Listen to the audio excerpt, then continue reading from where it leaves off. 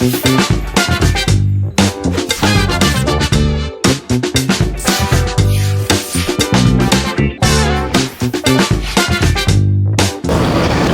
semuanya, para pemirsa Insan Ombudsman dimanapun berada. Kembali kita di acara podcast Teriak Kita, tempat ekspresi Insan Ombudsman kreatif. Hari ini spesial, kita berada di Provinsi Riau, tepatnya di kantor Ombudsman Perwakilan Riau. Dan hari ini kita dihadiri oleh narasumber kita yang luar biasa, Bapak Kepala Perwakilan Ombudsman Republik Indonesia Provinsi Riau. Selamat datang di podcast Teriak, Pak Kaper. Terima kasih, Pak. Oke, terima kasih. Pak Kaper, kita akan bincang-bincang di Teriak, Pak. Jadi silakan nanti kalau Pak Kaper ada ekspresi, pesan-pesan yang ingin disampaikan. Hari ini baru perkenalan Pak Kaper. Nanti malam di sesi berikutnya nanti Pak Kaper kita ajak cerita banyak tentang substansi. Pak Kaper, mungkin bisa diceritakan awal Pak Kaper bergabung di Ombudsman pada waktu menjadi Kaper atau sebelumnya, seperti apa, boleh diceritakan Pak? Baik, terima kasih Pak Sukanda. Tahun 2012 saya mendapat informasi dari Insan Ombudsman juga, dari Dedi Irsan dan Pak Faisal Akbar saat itu di Sumut, bahwa di Riau akan dibuka. Dan memang background saya adalah aktivis. Jadi sebelumnya saya ada di Astra, kemudian ada di beberapa perusahaan. Ternyata memang ingin balik dalam dunia yang lebih kemasyarakatan.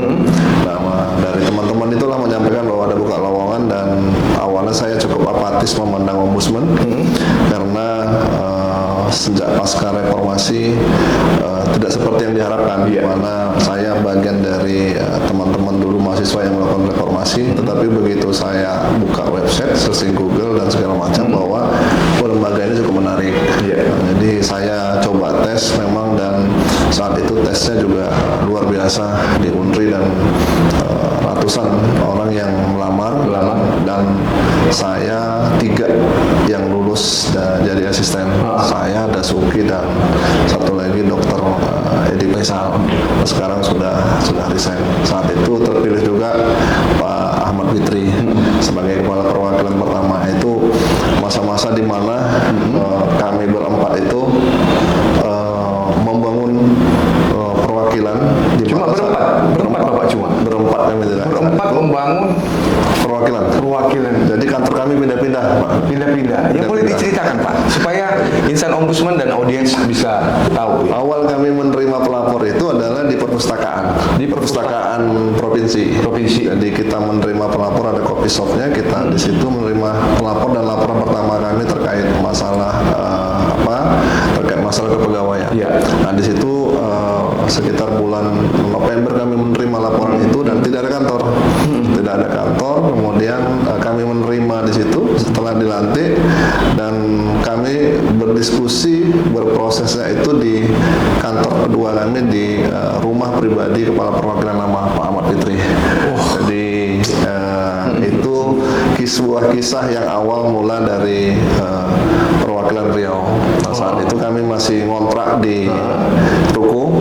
Di ruko pun tidak selengkap formasi sekarang. Jadi kami berbagi-bagi tugas. Bahkan ada yang menjadi bagian keuangan.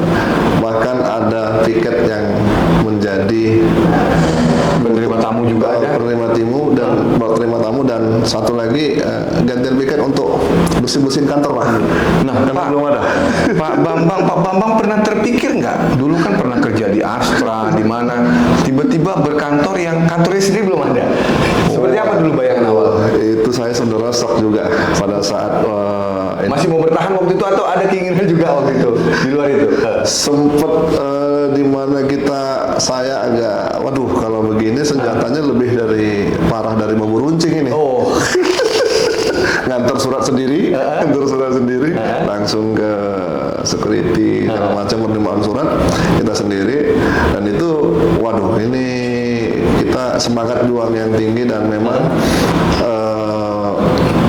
kita belum ada nama segala macam kelembagaan, dan kita sudah mulai terasa pada saat beberapa kasus itu terasa.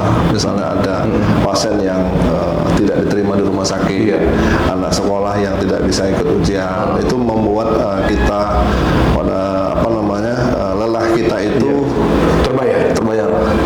Di awal-awal itu berapa banyak Pak di tahun pertama Bapak waktu bergabung di Riau ini? Laporannya pertama tahun 2012 Oktober kita dilantik itu 3 laporan. 3 laporan. Nah, setelah itu laporan itu sudah hampir kita promosi jalan itu sudah hampir 100. Hampir 100 dengan 3 orang. 3 orang asisten. Bisa dibayangkan ya, Riau yang begitu luas, ada 10 kabupaten, 2 kota ya Pak ya? Iya, 2 kota. Waktu itu memang sudah 12 ya Pak ya? 12 ini ya, kabupaten kota ya. Nah Pak Kaper, Pak Bambang, ini menarik sekali ya. Jadi Bapak dari luar, dari aktivis masuk ke dalam. Kemudian kapan itu Bapak menjadi kepala perwakilan?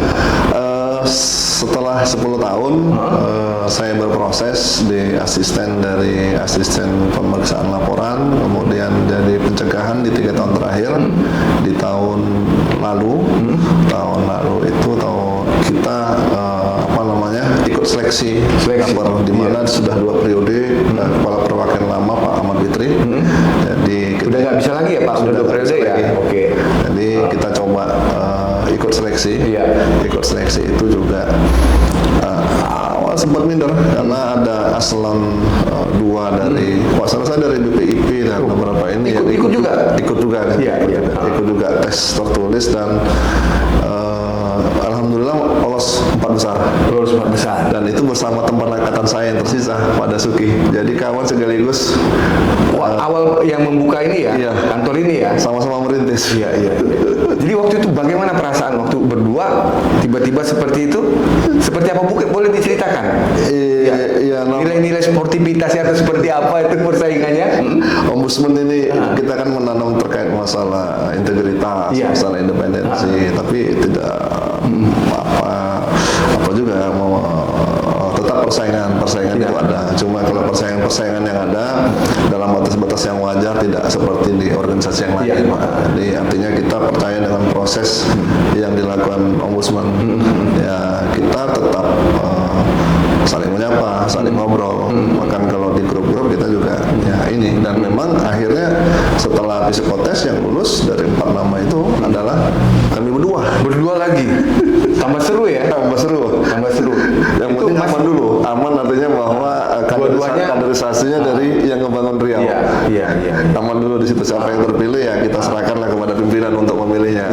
Dan alhamdulillah saya yang dipercaya. Oke, berarti dari tahun 2012 kemudian di 2023 berarti ini sudah masuk tahun kedua ya. Oke, selama tahun kedua 2 tahun berarti Pak Kaper, kalau Pak Kaper lihat sejauh mana sih perkembangan dari Ombudsman Perwakilan Riau ini, mungkin bisa diceritakan Pak, sehingga mungkin para stakeholder kita di luar ini bisa melihat bahwa ini ombudsman sebagai lembaga pengawas pelayanan publik ini perlu disupport, tidak boleh didiamin sendiri. Mungkin silakan Pak Kaper.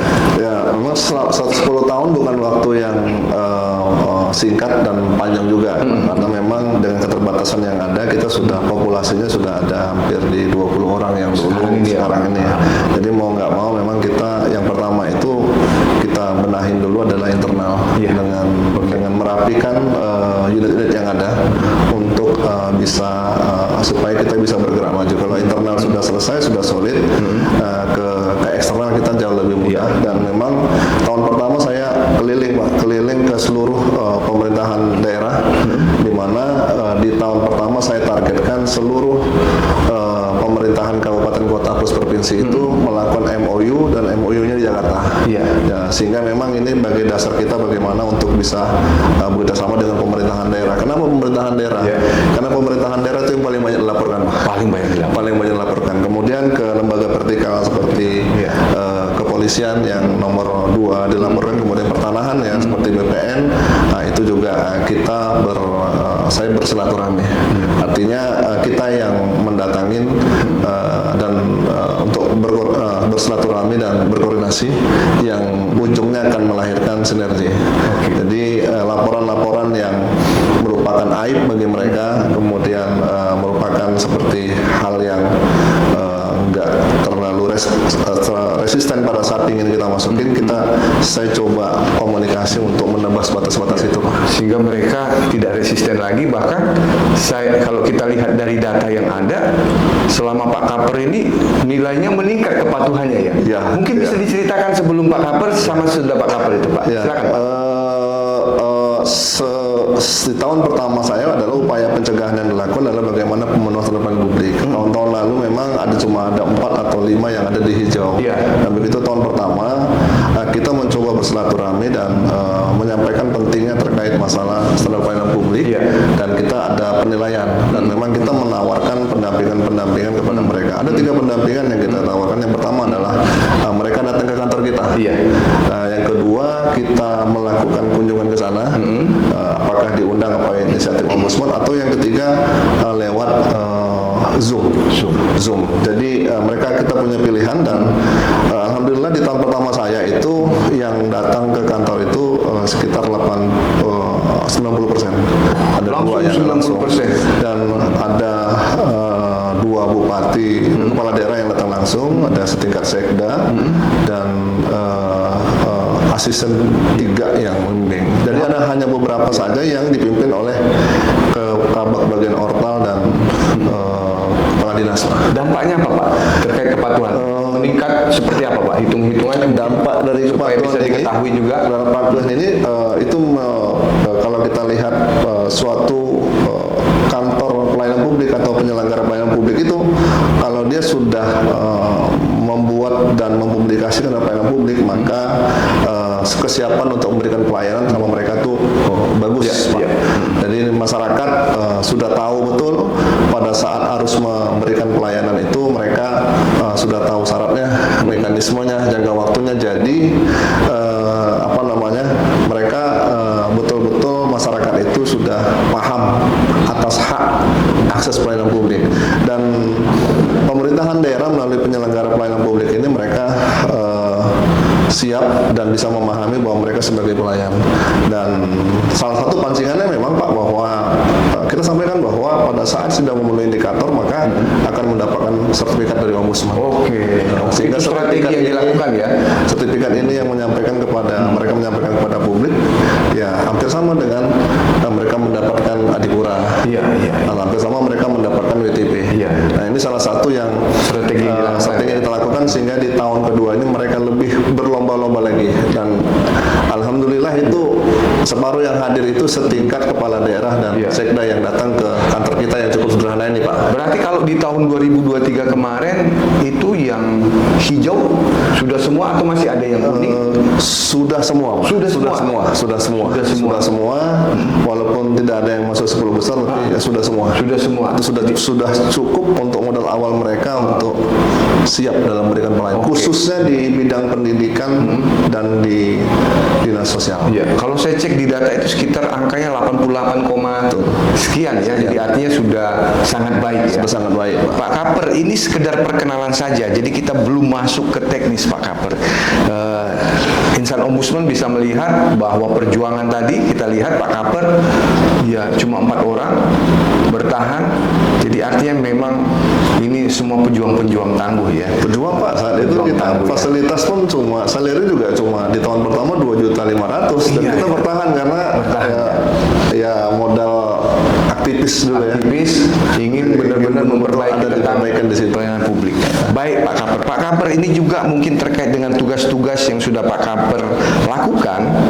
Ya, kami ingin Pak Kaper mungkin bisa jawab cepat. Ya, kalau ada argumen yang disampaikan mengapa memilih itu, silakan Pak Kaper. Ini ada beberapa pertanyaan. Pak Kaper, edukasi publik atau sosialisasi internal? Edukasi publik. Boleh dijelaskan? Karena edukasi publik itu penting untuk menyampaikan masyarakat memiliki hak untuk mendapatkan pelayanan, sehingga pada saat mereka tidak mendapatkan pelayanan, mereka bisa mengadu baik kepada kita ataupun pada pengawas internal lainnya. Ini yang Pak Kaper selalu gaungkan ya di tengah-tengah masyarakat. Kampanye pencegahan atau penyelesaian laporan? penyelesaian laporan, karena itu merupakan tugas utama ombudsman. Tugas utama kita. Ya, tapi upaya pencegahan mensupport, seperti kalau misalnya standar pelayanan nilainya mereka hijau, tentu hubungan penyelesaian laporan akan semakin kuat. Tapi core utamanya menyelesaikan laporan. Iya, tapi utama itu tugas utama di undang-undang. Baik. Rapat di kantor atau turun lapangan? Saya suka turun ke lapangan. Turun ke lapangan. Ya, karena kalau di kantor sudah kita delegasikan kepada kasis-kasis dan kepada unit, sehingga cukup memberikan rapat singkat aja dan lebih banyak untuk berkomunikasi ke Di eksternal lapangan. di lapangan. Baik. Media cetak atau media sosial? Media sosial, karena itu yang murah, dan kemudian kita diawali 1.000 ya di media sosial kita, sekarang sudah hampir 3.000. 3.000 ya? Kita target saya mungkin akan ada di 5.000, dan kita tahun depan mulai main di TikTok untuk bisa. Oke. Cuma kita siapkan dulu di internal. Tapi Pak Kapol jangan lupa, podcast kita ini di-subscribe juga dan disosialisasikan. Karena ini milik kita bersama. Siap, Iya. kita akan sosialisasikan. Pak Kapol selanjutnya, webinar daring atau workshop tatap muka? Workshop tatap muka, karena itu penting sekali. Pada saat workshop tatap muka, output yang dihasilkan lebih matang lah, Lebih greget ya? lebih greget lah. Ya, Karena oke. salah satu termasuk dalam pelayanan publik adalah hari ini kita harus pelatihan dan tatap muka itu harus Dirutinkan. Baik. Penyuluhan di kota atau penyuluhan di desa? Penyuluhan di kota. Boleh dijelaskan Pak? Ini agak pertanyaannya emang agak rumit, tapi pilihannya kita harus berdampak populasi. Iya. Karena di kota itu populasinya lebih besar dibandingkan di desa, maka Laporan paling banyak juga ya? laporan paling banyak. Oke. Jadi kita edukasi dulu di kota, tapi begitu sudah melakukan Nanti bisa penyuluhan, menyebar sampai ke desa itu ya? bisa membawa ke daerah, khususnya di mahasiswa. Oke. Kalau di mahasiswa dia nanti bukan hanya di kota, tapi di desa itu akan mancing dikit-dikit. Mancing ya? Oke Pak Kapol, terima kasih. Pengaduan formal atau pengaduan lisan? Formal. Formal ya. Formal ya. Kalau lisan, kalau formal kita punya prosedur, tapi kalau lisan kita harus formalkan dulu baru kita RCO kan. Oke. Semuanya boleh, tapi artinya lebih memilih yang formal ya. Oke. Pendekatan personal atau pendekatan struktural? Personal. Personal ya. Personal. Karena memang kalau struktural seperti kita memulai dengan jarak. Kalau personal kita sudah pendekatannya lebih bagus sebagai teman, sebagai apa, sehingga masalah-masalah yang berat itu bisa dikomunikasikan. Mungkin boleh dikasih contoh, banyak penyelesaian personal ini dilakukan untuk menyelesaikan laporan. Pada saat misalnya tidak bisa diselesaikan oleh teman-teman di unit Diksa itu, maka saya akan tarik dalam pertemuan personal untuk mendudukkan. Biasanya ketegangan itu akan luntur pada saat di personal. Oke. Kemudian di situ mereka lebih paham pada saat di informal itu mendudukkan ombudsman itu di mana, dan memang itu untuk memperkuat mereka. Jadi sehingga mereka hari ini ya walaupun lebih banyak untuk informalnya Pak. Iya, iya. Kita batasi diri, yang penting tetap Yang penting integritas tetap dijaga Iya, ya. tetap dijaga. Profesional tetapi integritas tetap dijaga. Solusi jangka pendek atau dampak jangka panjang? Dampak jangka panjang.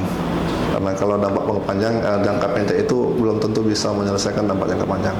Jadi beberapa yang kita selain dari laporan itu, kita mencoba untuk buat kajian, dan kajian itu memang akan berdampak ke jangka panjang. Contoh misalnya parkir yang di media sosial itu rutin, kita coba ambil itu, dan ini. Kemudian yang kedua PPDB.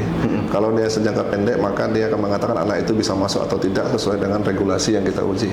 Jadi pada saat kita buat kajian, maka kita bisa pemetaan apa masalahnya, kemudian apa yang mereka harus lakukan dalam tahapan berapa tahun itu masalah bisa selesai, sehingga kalaupun dampak positifnya tidak seluruhnya hilang, maka dia akan berkurang secara drastis. Oke, makasih Pak Kapol. Pengawasan regulasi atau penyuluhan kebijakan? Penyuluhan kebijakan. Nah, kalau penyuluhan regulasi itu akan membuat mereka tergantung kepada eksternal, dan tetap sulit buat mereka mencapai. Pada saat kita penyuluhan kebijakan, mereka bisa lebih punya nilai diskresi tanpa harus melawan regulasi yang ditetapkan. Regulasi ada. Oke.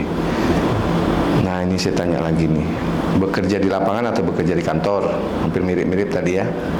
Di lapangan, Pak. Di lapangan. Kalau di kantor itu berarti ada sesuatu di kantor yang harus kita tuntaskan. Pada saat di luar kantor berarti kantor itu berjalan dengan normal, Pak. Informasi banyak didapat ya. Iya, sehingga kita bisa melakukan out of box kepada pemerintahan daerah, lembaga vertikal dan teman-teman kemitraan, sehingga kita bisa lebih mengembangkan jejaringan dan memperkuat kota daripada rumah kita ini. Oke. Kunjungan instansi atau kunjungan masyarakat?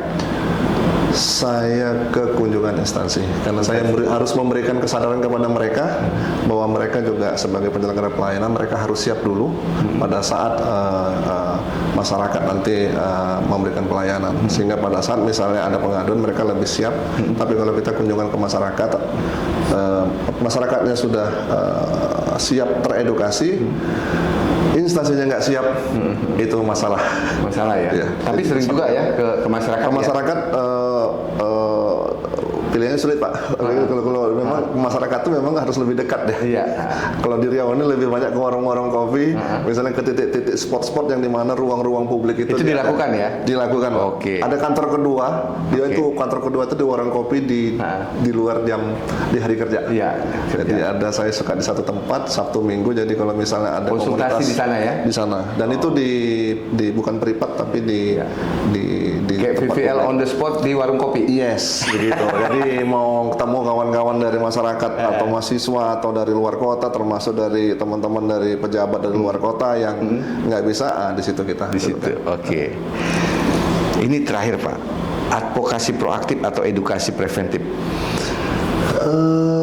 Edukasi preventif, karena kita harus menyadarkan kepada masyarakat, kemudian juga kepada pemerintah, kepada instansi bahwa memberikan edukasi pencegahan itu jauh lebih penting daripada kita mengadvokasi yang memang harus mencari titik kebenaran apa tidak. Jadi kalau misalnya pencegahan itu kita lebih banyak supaya potensi itu dia tidak terjadi dulu. Ya mungkin audiens dimanapun berada, itu tadi ombudsman ini ranahnya ranah pengaruh ya. Jadi yang disampaikan oleh Pak Kaper tadi semuanya itu untuk mempengaruhi menjadi baik. Pak Kaper, mungkin ada apa yang ingin Pak Kaper sampaikan ya kepada stakeholder kita atau kepada semua insan ombudsman atau pemirsa dimanapun berada, pesan-pesan yang mungkin selama Pak Kaper bergabung di ombudsman yang mungkin bisa disampaikan sehingga ini bisa menjadi semangat kita insan ombudsman dan siapapun yang menonton podcast pada hari ini. Pak Suganda, selama saya hampir 12 tahun di ombudsman, kita bukan hanya sekedar kerja. Jadi kalau kita lihat sekedar kerja, salary karir, maka kita akan masuk dalam kota yang di situ dan menjemukan, membosankan dan lebih banyak mengeluh. Tapi ada satu sisi yang saya dapatkan di ombudsman ini adalah di luar daripada kerja, sebagai imbalannya adalah gaji kita, maka di situ ada amal ibadah, Pak. Pada saat kita bisa menyelesaikan kasus atau bisa mengimplementasikan hasil-hasil kajian tersebut, itu akan memberikan kemanfaatan kepada masyarakat dan masyarakat itu bisa terbantu. Jadi pada saat inilah tabungan kita yang akan kita bawa kekal. Amal ibadah ini menjadi sebuah pahala kita dan saya merasakan sendiri pada saat kita lakukan ini, maka kita akan mendapatkan rezeki dan bantuan dari yang kita nggak sangka-sangka. Kita nggak tahu ya, Pak ya. Kita nggak tahu sama bahwa ya mungkin rezeki itu bisa kesehatan, rezeki itu bahwa kita mendapat anak yang sekolah yang bagus, bisa bagus. Kemudian kita dihindarkan daripada kemalangan atau kecelakaan segala macam. Dan satu lagi tentu yang kita mendapat memang rezeki-rezeki yang misalnya istri saya yang praktek. Pasiennya lebih banyak.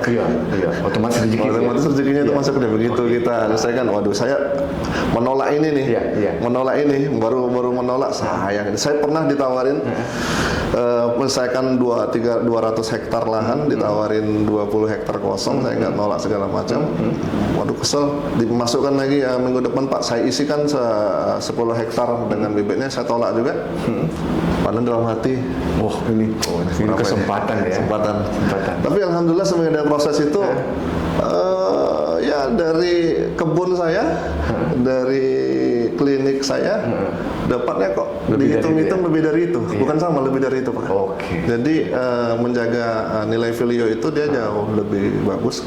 Artinya kalau kita memberikan kemanfaatan, jangan hanya menjadi beban kerjaan target kita, ini rezeki itu datang sendiri Pak. Oke. Datang sendiri. Pak Kaper, ini kita sudah 25 menit lebih, nggak terasa padahal baru kita ambil topik yang kecil Pak Kaper. Jadi bayangkan podcast ini nanti kalau kita kembangkan ke depan akan banyak lagi. Tapi paling tidak pemirsa Insan Ombudsman dimanapun berada, satu hal yang kita dapatkan ya teriak kecil yang menjadi ekspresi Pak Kaper Riau, Bapak Bambang Pratama tadi, bahwa bekerja itu adalah ibadah. Jadi jangan takut ketika kita mengerjakan sesuatu dengan benar. Mungkin secara hitungan-hitungan manusia kita rugi, tetapi di balik semua itu ada tangan-tangan tersembunyi yang akan memberikan lebih dari itu. Pak Bambang Pratama, terima kasih untuk kehadirannya.